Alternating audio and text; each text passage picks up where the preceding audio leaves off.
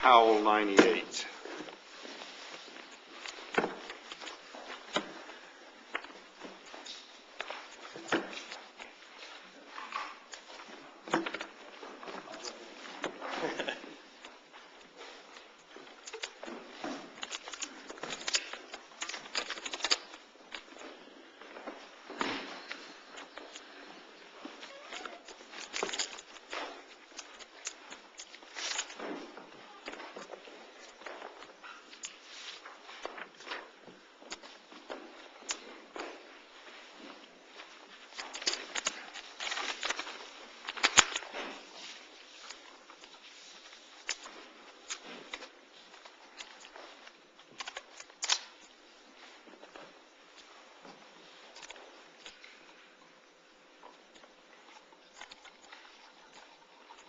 Counsel, you may proceed.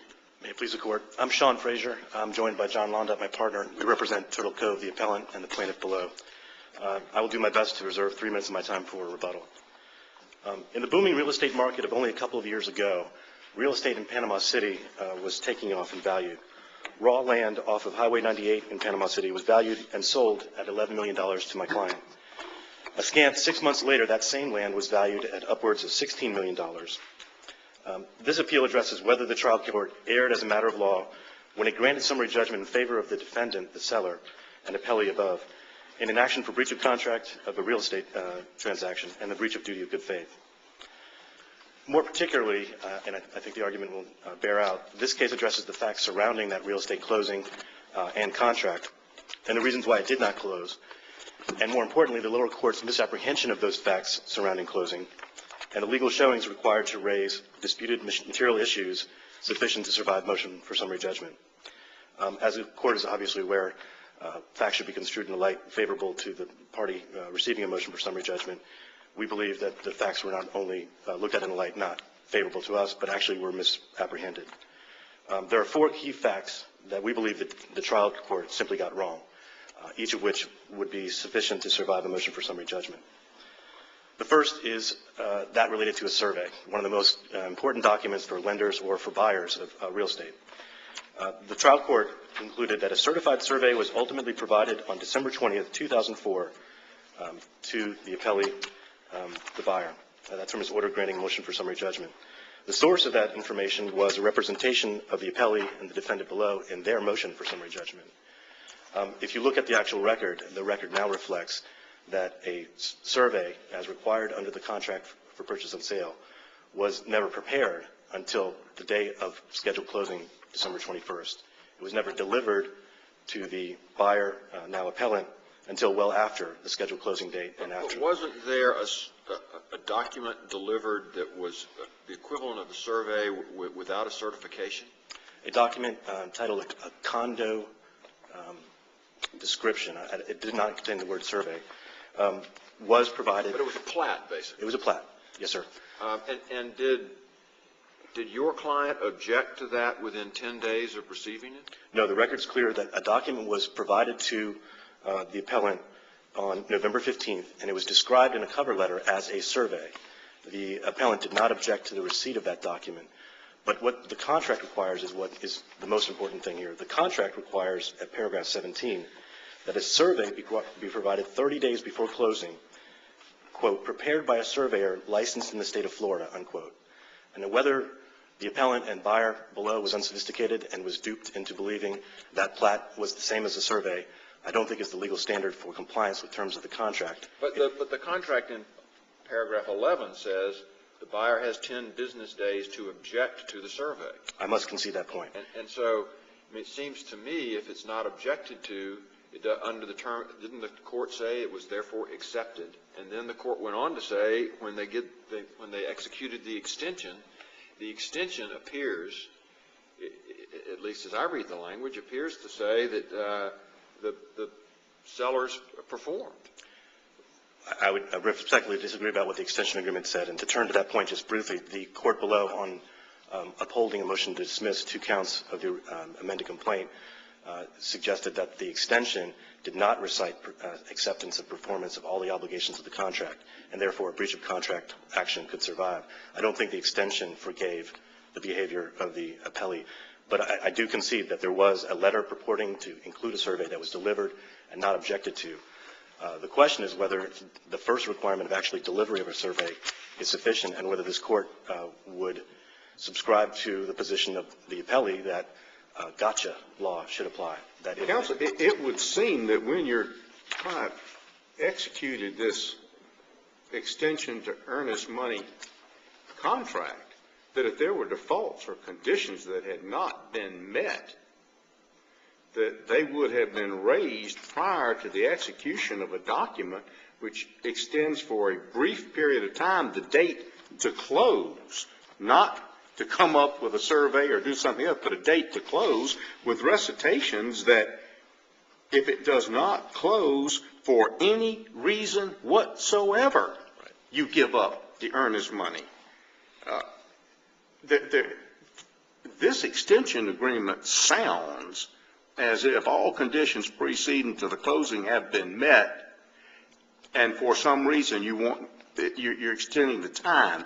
And I have a great deal of difficulty understanding how you can come forward with defenses of non-performance on the part of the seller. Appellee suggests, as this court's question suggests, that extension agreement is a magic wand that's resolved all issues related to performance by the seller. We respectfully suggest that in addition to that one piece of evidence, there are numerous pieces of evidence to indicate that the buyer was not satisfied because he, in fact, could not satisfy his lenders. I think is fairly easily to accept that without a survey, and as we'll talk about in a moment, a title insurance or legal or at least commercially reasonable covenants and restrictions, no lender will lend money. It may be that in the heart of the moment. May I ask, I'm sorry for interrupting, but may I ask, you already had a lender that would lend you 7.8. 8.7, yes, sir. So, excuse me? 8.7 million. Excuse me, yeah, 8.7. So you already had a lender that was satisfied with the documentation, right? You raise an interesting point. Both lenders that the buyer brought to closing had provided the same document, that is, closing instructions to the closing agent that said, if X, Y, and Z documents are provided, you're instructed to provide X in the following manner. The difference between Kennedy, the primary lender of $8.7 million, and the approximately $2 more million needed from Catalfumo is that there was a deposition taken of Catalfumo, and that he actively decided, even though he had provided through his attorney instructions that a closing letter and instructions be provided to the closing agent, after the 21st, he said in his deposition, we decided not to fund. And this gets back to the most important, I think, factual reason in the case. We haven't talked in detail about the survey, the title insurance, or the covenants and restrictions, but the question for the court became whether those disputed material issues of fact are in fact material. They concluded that Catalfumo would not have funded this project because he didn't care about the survey, that he didn't care about the covenants and restrictions. In fact, his testimony, even as cited by the court, was, why did Catalfumo companies decide not to invest or fund the money? We didn't have all of the documentation to be able for us to do the normal funding. His testimony is that they lacked documentation. The court surmises that means he needed more information about demographics of Panama City. There's not much record foundation for that. The court then concludes that even if Catalfumo had requested to review the survey before advising funding was not available, it was available for his review. The court once again misapprehended the most important facts here. The survey was not available, and a certified survey is required under the contract, I think with good reason. Lenders require surveyors to do the work of a survey, not to rely on developers' drawings, not to rely on plats.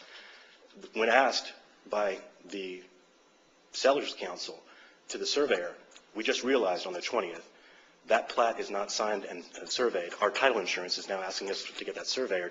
Please rubber stamp it. The surveyor refused and required field work to take what was a plat and make it into a survey that included his signature and his certification. But ultimately that was done, is that correct? After the date of closing and the seizure of the good faith $500,000 deposit money. Yeah, in looking at the record here, I can understand and maybe even agree with an argument that there are disputed issues of fact about whether the appellee failed to provide an adequate survey or that there was an issue with the covenants. But looking at the deposition testimony of Catalfumo, yes, sir. It strikes me that what he's saying is that we just didn't have time to complete our due diligence, but being called on the 17th or 18th and a closing on the 21st. I don't see a focus. He talks about documents, but it seems to me what he and I think some of his employees are talking about are, we just didn't have time, and just generally it was so rushed, and that's what I get, and I think that's what the trial court gets from the record. Address that if you would, please. Sure, I appreciate that. The appellee has made a pointed effort to point out another misapprehension of facts by the judge. I will not disagree that there was a limited amount of time, but I do disagree that the first time that Catalfumo became involved in this transaction was on December 18th. In fact, the testimony from Mr. Catalfumo says that he had more than 40 conversations about this property, that he was involved at least a week prior, not 3 days prior to the planned closing. It may be that others in his company, his lieutenants, only were brought in to do due diligence, and perhaps Mr. Catalfumo, if we had our druthers, would have answered our inquiries earlier. Those people may have only been involved on the weekend before when they actually flew to Panama City and did the due diligence that they thought was required. There was a shortage of time, but there wasn't just 3 days.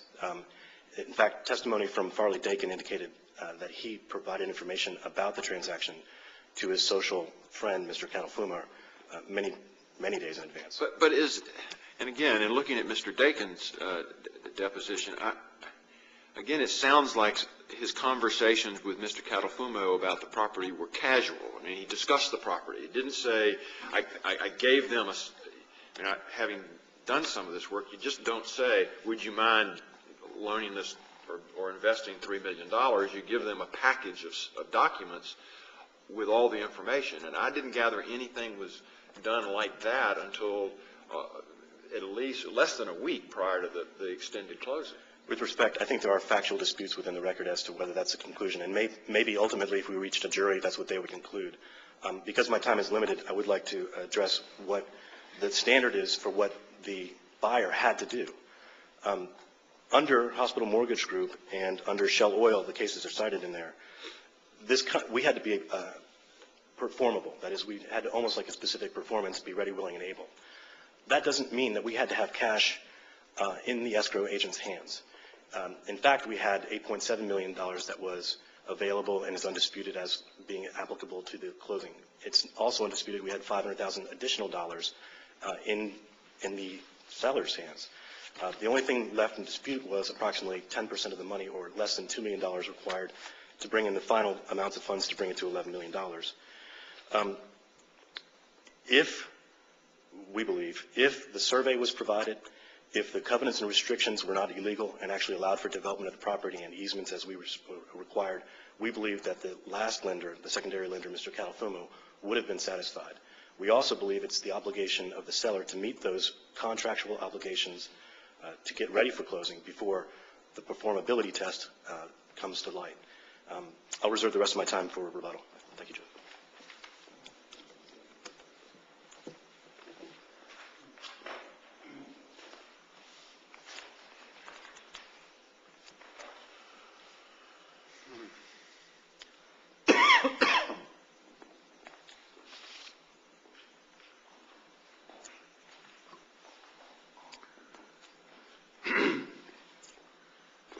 May it please the Court, my name is Marshall Conrad. I have with me Mr. John Baronic. We're of the Owsley McMullen firm, and we represent the appellee.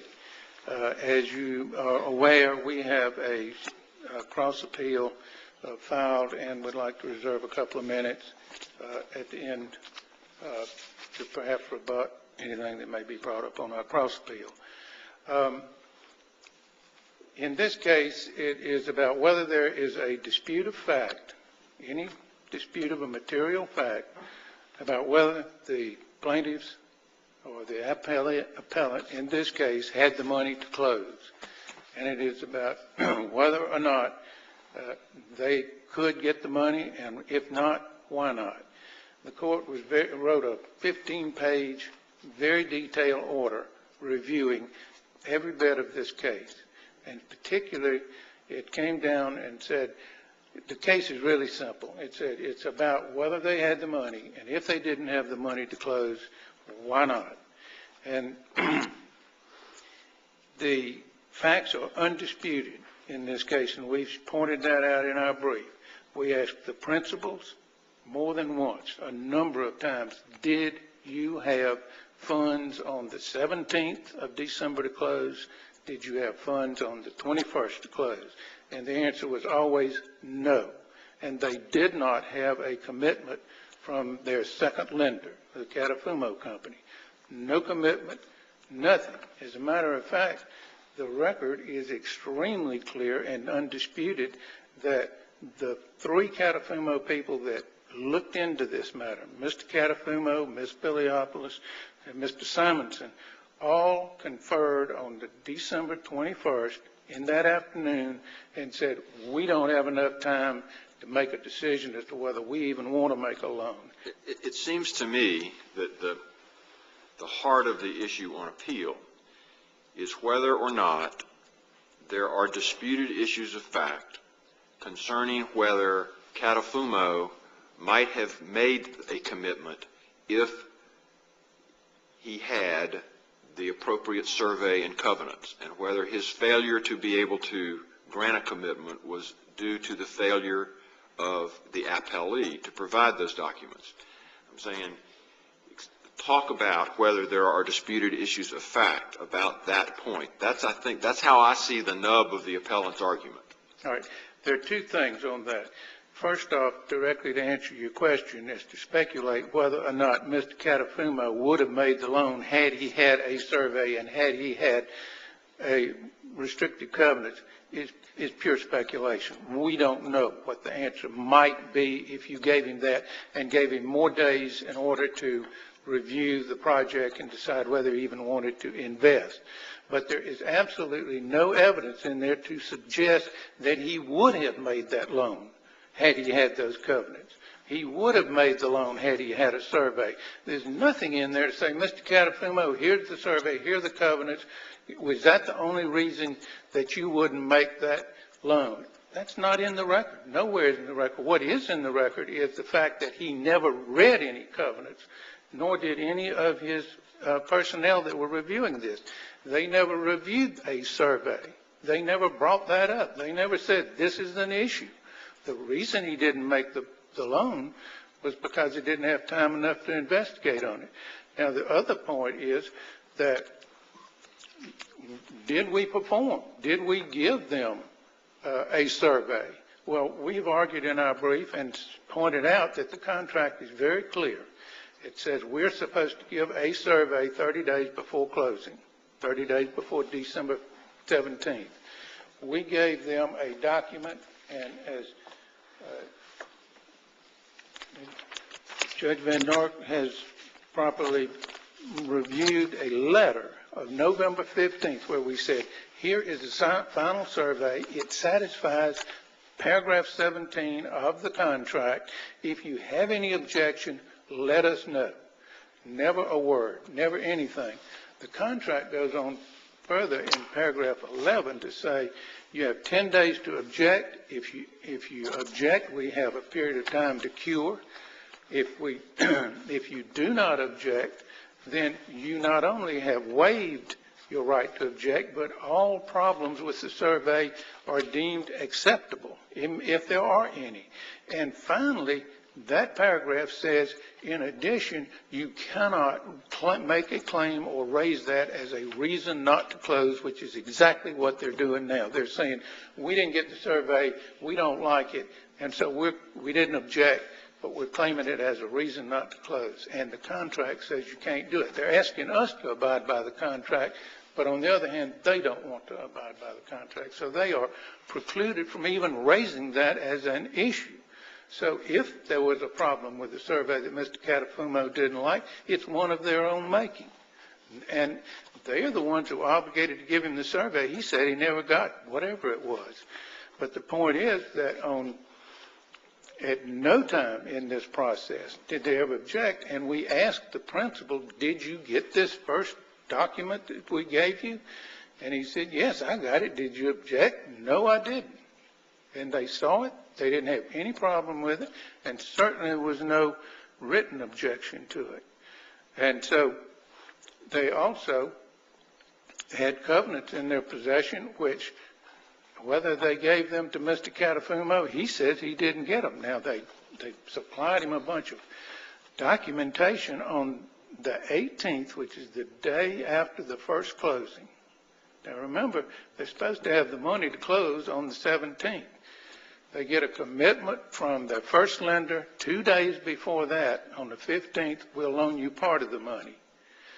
On the 17th, they don't have the money, so then what do? They get an extension agreement where they say, as Judge Barfield said, I got an extension agreement here that says fully earned. Everything is fully earned. You will forfeit all of this money if it doesn't close for whatever reason, no reason whatsoever. And you forfeit that money. And so not one word is said in that document about covenants or about survey or any other problem. Nothing. Then that is the weekend before Christmas. They go down to South Florida. They see Mr. Catafumo's company on Saturday afternoon. They're busy getting ready for Christmas parties. They say, we'll see you on Monday.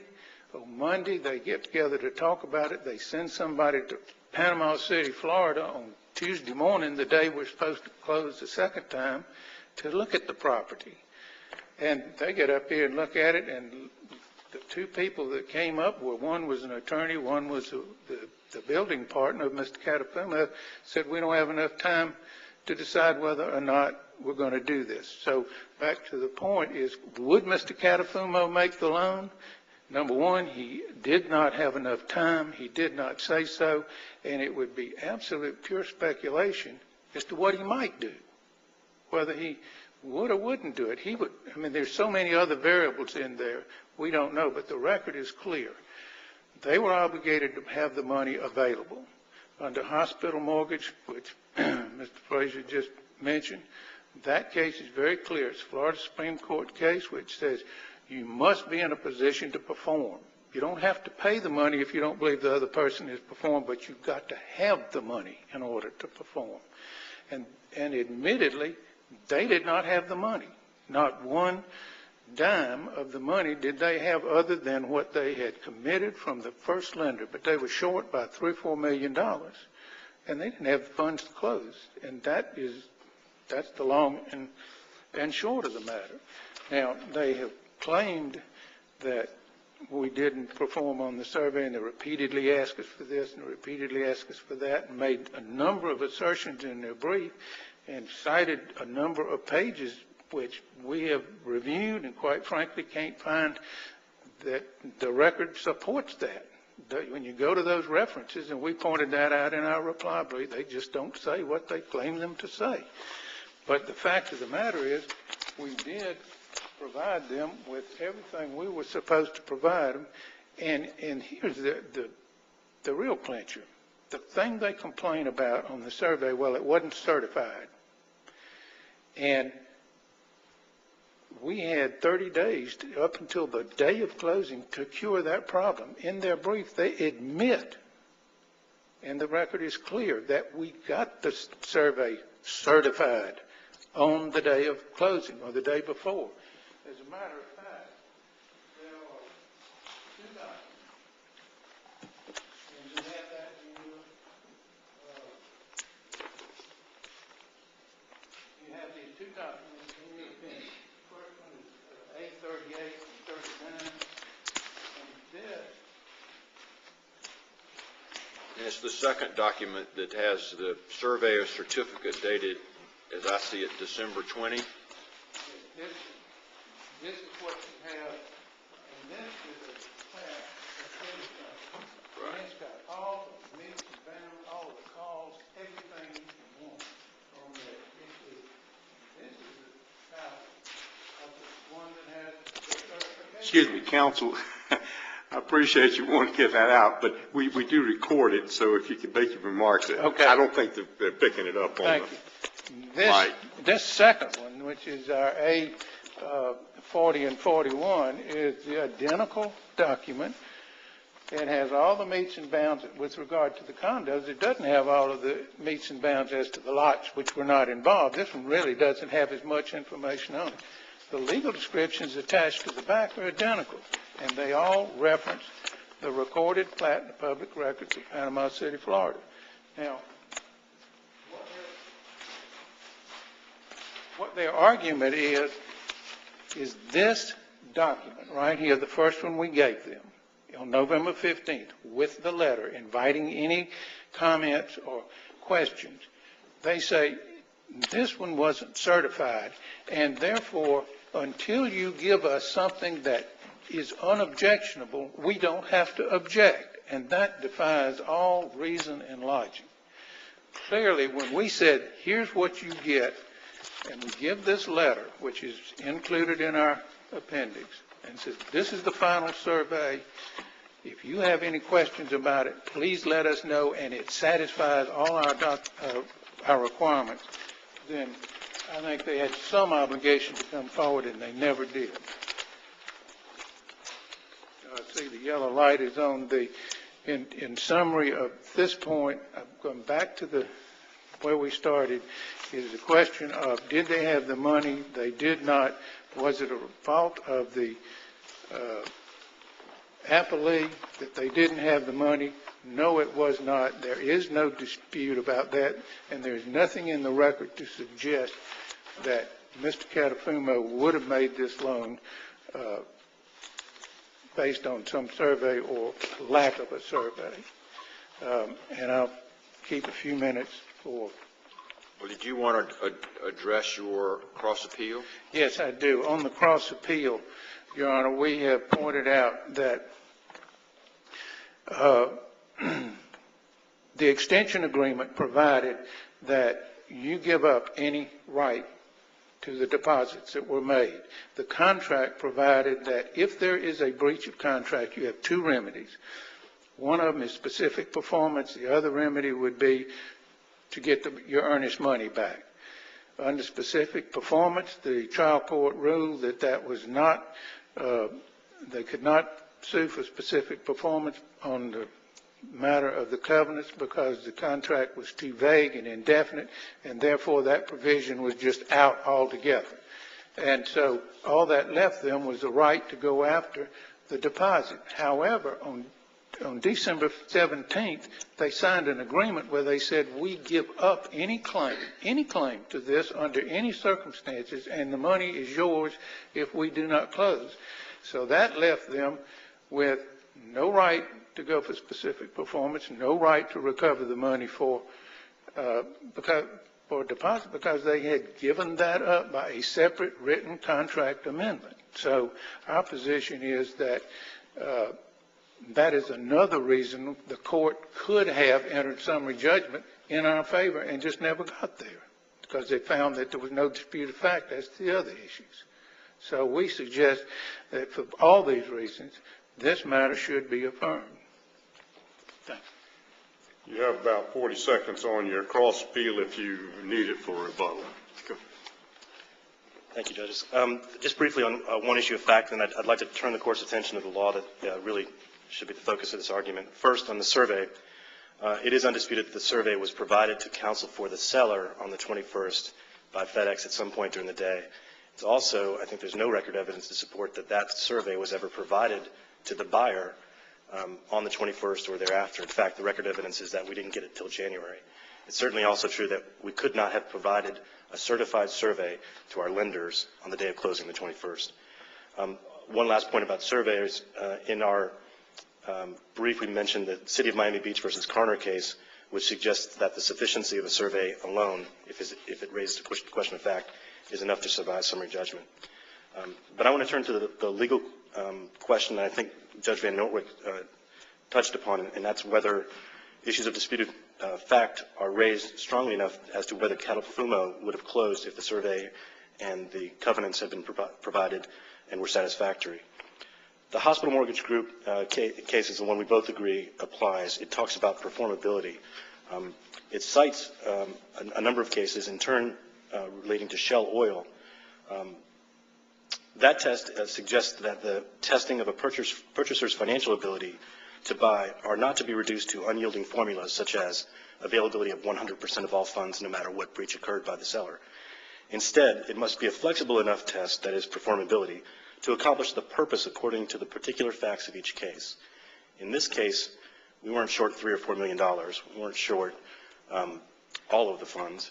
We had $8.7 million committed, add $500,000 to that, 9.2, actually $500,000 in their hands, 9.2 available. The cost of the contract was $11 million. We only needed a couple more million to get it closed, and what prevented that from happening, according to that secondary financer, was a lack of documentation. Is that really what happened, counsel? Or did what really happen is, unfortunately, from your client's perspective, they perhaps speculated that they could get the funds, and at the last minute they rushed down to South Florida and they attempted in vain to convince a financier? I mean, the record doesn't seem to indicate that you had a secondary lender who 2 weeks out methodically and carefully comes up, looks at the property. In fact, your brief talks a lot about the emails and how this property might have been worth $16 million, and that might have been an ulterior motive on behalf of the seller for this not to work out. And I understand you could flesh that out. It's an allegation in trial, but it just seems that your secondary lender's there and the clock runs out, and he was brought in too little too late. I have to rely on the record evidence to answer your question. The first is that he says it's a lack of documentation that caused the problem. Timing was an issue for his lieutenants. They didn't certainly want to be down on a weekend, but he says it's a lack of documentation. The record evidence also shows this is hearsay, from Farley Dakin's perspective, I know my time is up, the seller's perspective. Judge, may he finish answering? Sure. Thank you. From the seller's perspective, it was that problem that in fact, Catalfumo specifically said the covenants and restrictions are causing a problem. I know that's hearsay evidence, but what the record evidence of that hearsay will actually let you conclude is that the buyer did get, as opposed to what the judge concluded, the buyer did get the covenants and restrictions and at least had an opportunity to review them. I fear my time is up. I thank you for your time.